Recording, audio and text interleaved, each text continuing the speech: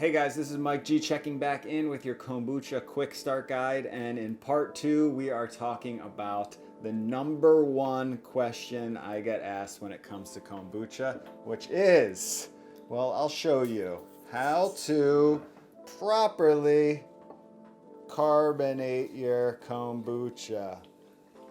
One of the best parts about drinking kombucha, making it at home, is this beautiful effervescence right here. This is a blackberry ginger, perfectly carbonated, but make sure that you check out part 1 of this series, because without part 1 this won't make as much sense to you, so make sure you check that out before moving on to this video. And the reason that I'm creating this kombucha quick start series is because I'm obsessed with this drink. This drink has really changed the game for me, because not only is it healthy for you, not only are you going to save a ton of money when you make it at home, but one of my favorite things about making kombucha is that it's really one of the only beverages that you can make at home that's unique, that you can add a culinary element to it. It is an art form, and there's so many levels that you can take this drink. As you can see right here, I flavored this blackberry ginger, but right here I have a turmeric and white peach.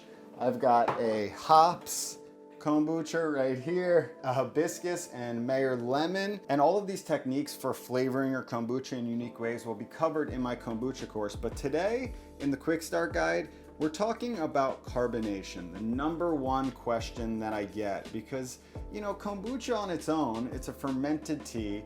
It's delicious, it's healthy for you, but drinking it plain right from the tap, just the fermented tea, it never really did as much for me. It's really that effervescence that you can add that I think takes this drink to the next level and makes it extremely enjoyable, because all of a sudden you have a healthy drink that turns into a soda replacement or an alcoholic replacement. This is a great beer replacement with a very tiny bit of alcohol that for me definitely helps, I don't know, satisfy that alcoholic beverage craving in a much healthier form. So before we talk about carbonation, I just have to, oh boy, that is delicious. I love balancing the spiciness of the ginger with the blackberry, and you just get you get a beautiful color. Look at that ruby red color. A nice added sweetness and flavor from the blackberry, just all balanced with the spiciness of ginger. Blackberry ginger, it's just a perfect flavor combination for kombucha. All right, now that we're powered up on that kombucha energy, let's talk about carbonation. And carbonation is definitely, it's tricky to get. It took me some time to really master it, but once you master it, you'll never go wrong. Once you know what to look for and you have some of these key tips, I think you'll be getting carbonation every single time you brew. So basically, you carbonate your kombucha once it's done fermenting. So this batch of kombucha, it's been fermenting for around 7 days and it's ready to go. And that's the tricky part about making kombucha, is that no one is telling you when your kombucha is done. Only you know. There's no machine, there's no technology that you can just like insert a probe and it says kombucha is done fermenting, you're ready to go. It really is tuning in to your kombucha. So you know what to look for when it's done fermenting, you know what it smells like, you know what it's supposed to taste like, most importantly. Those are the 3 senses that you need to be in tune with to get perfect carbonation every time. So when it's done fermenting, number 1 is the look. You look at it and right here you can see it has this pale brown.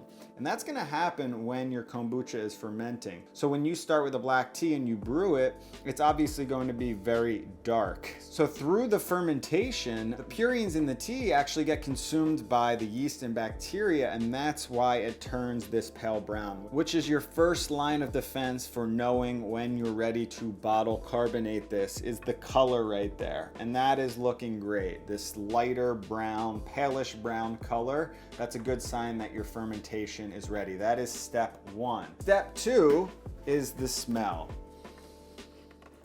Wow. So the smell is unique to kombucha. The only thing similar is vinegar, but still kombucha I find has a unique smell. And the first time I smelled it, I was concerned. I didn't know what fermented tea smelled like. I was concerned that something had gone wrong. And a lot of fermentation projects, it can be scary at first. That's why I'm trying to hold your hand through this experience and really get you in tune so you're confident.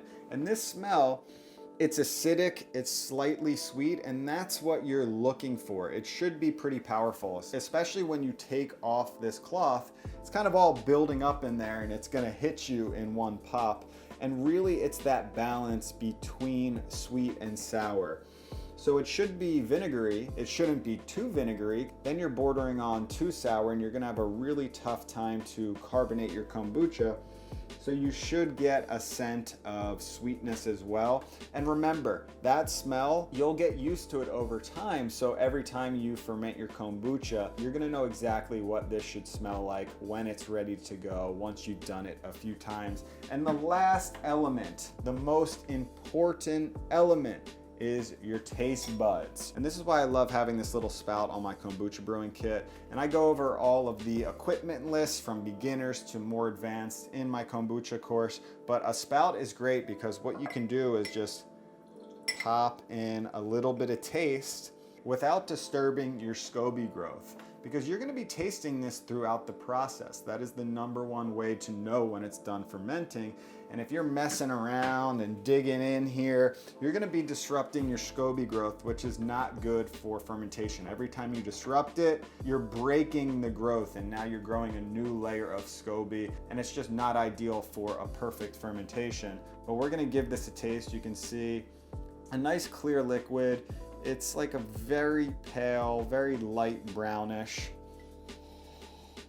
That smell, a little sweet and a little sour. And for taste, that's what we're going for. That is the most important thing when it comes to carbonating your kombucha, is finding that balance between sweet and sour. You're starting off with a sweet tea that's fermenting. So if you pull it too early, before it's done fermenting, you're just gonna have a sweetened tea that's slightly fermented, and it's gonna be too sweet. You're not gonna get the health benefits of kombucha, and it just won't taste great. But if you let it go too long and it's too sour, what happens is the yeast and the bacteria continue to consume the sugars that you put in your kombucha, making it very difficult to actually carbonate your kombucha, because you need some residual sugar left over to go into your bottle. You'll still be adding extra sugar with the fruit addition in your bottles, and that's gonna help carbonation. But what's really gonna help it is having some residual sugar in your fermented kombucha. So when you taste this, you're looking for that balance, and that is perfect.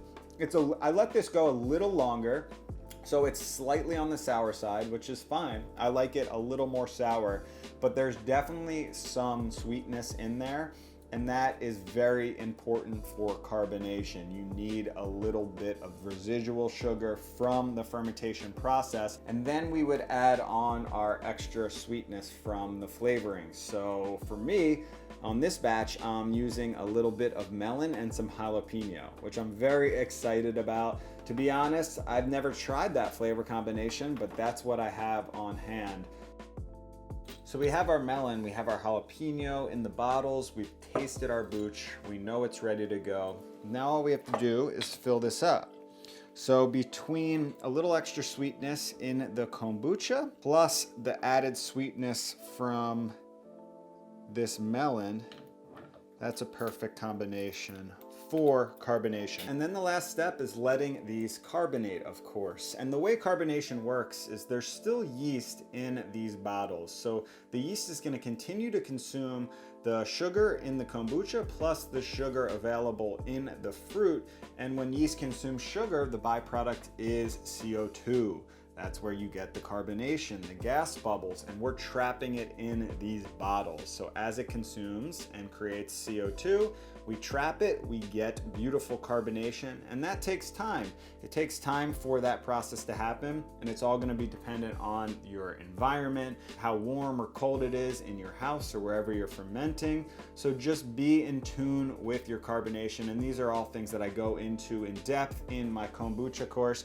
So I hope this guide helped you for carbonation. The #1 question I get when it comes to brewing kombucha, everyone wants that perfectly carbonated bottle. Comment in below if you have any other questions or comments about making kombucha, and definitely stay tuned for part 3 of this quick start kombucha series. Part 3, it gets serious. I'm really breaking down all of my tips for brewing kombucha. My 6 fundamental steps for brewing perfect kombucha at home. That's gonna be better than the store-bought stuff. That's gonna save you a ton of money, potentially thousands of dollars if you're a big kombucha drinker. So stay tuned for that. You should be getting an email very shortly with that video, and I'll see you soon.